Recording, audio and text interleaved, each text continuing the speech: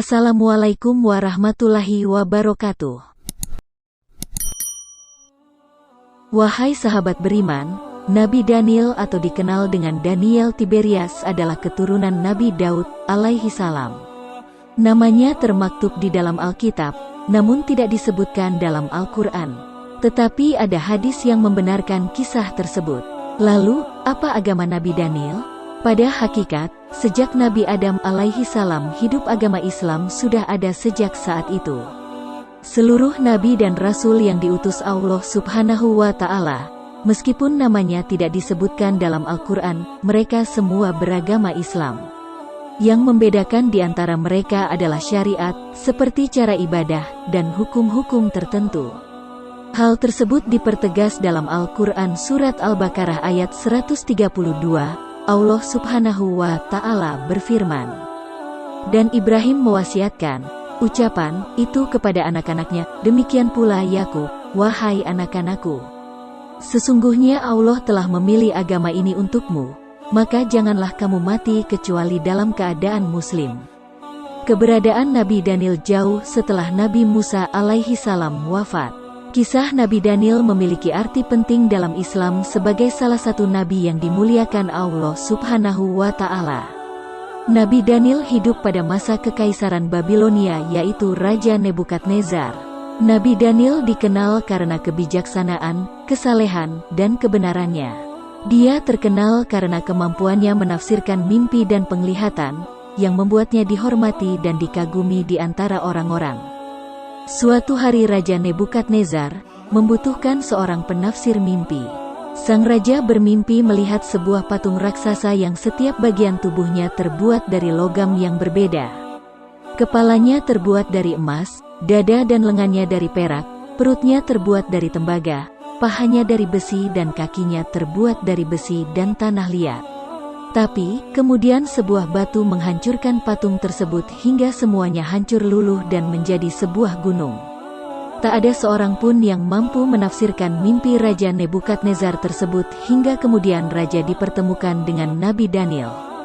Nabi Daniel pun kemudian menafsirkan mimpi tersebut. Patung tersebut menunjukkan kekuasaan yang silih berganti. Emas mewakili Babilonia yang kemudian akan hancur diganti kerajaan Persia yang diwakili perak. Kemudian, beralih ke Yunani dengan tembaga, lalu Romawi dengan besi. Tapi, semua kekuasaan itu akan hancur dan luluh lantak.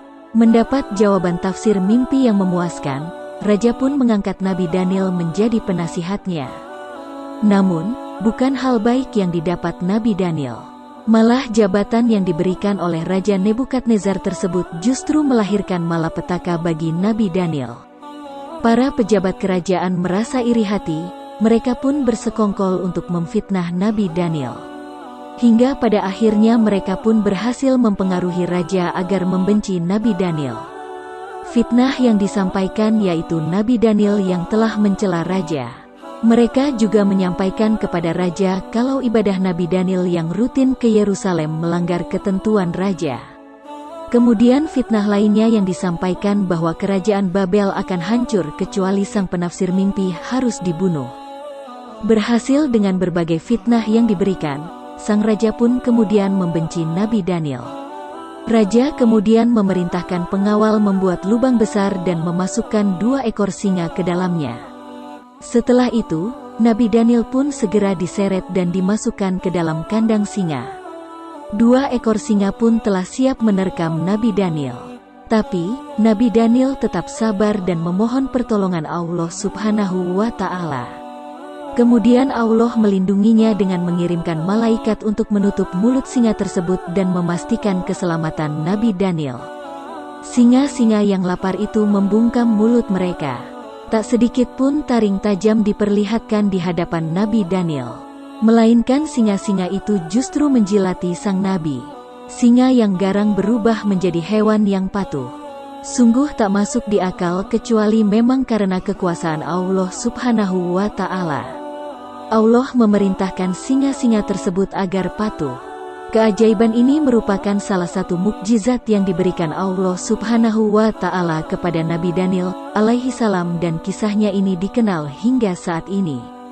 Beberapa hari dikurung di kandang singa, Nabi Daniel tetap selamat. Ia hidup bersama para singa. Hingga, kemudian rasa lapar menghampiri Nabi Daniel. Allah pun kembali memberi pertolongan. Allah mewahyukan kepada seorang nabi lain yang berada di Syam, yang kini dikenal Suriah, Yordania, dan Palestina. Nabi itu bernama Nabi Aramia atau Yeremia, atau disebut juga Jeremia, untuk menyiapkan makanan bagi Nabi Daniel. Nabi Aramia pun tiba di lubang tempat Nabi Daniel dikurung. Nabi Daniel terkejut melihat kedatangan Nabi Aramia yang tidak dikenalnya. Nabi Aramia pun menyampaikan bahwa kedatangannya atas perintah Allah Subhanahu wa Ta'ala untuk mengantarkan makanan. Beberapa hari kemudian di waktu pagi, Raja Nebukadnezar bergegas ke lubang di mana Nabi Daniel dikurung bersama singa. Betapa terkejutnya Raja Nebukadnezar menemukan Nabi Daniel tidak terluka sedikitpun.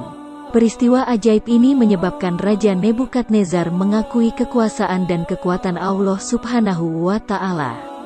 Sejak saat itu, Raja Nebukadnezar menetapkan bahwa semua orang yang berada di kerajaannya harus menyembah dan menghormati Tuhan yang disembah Nabi Daniel.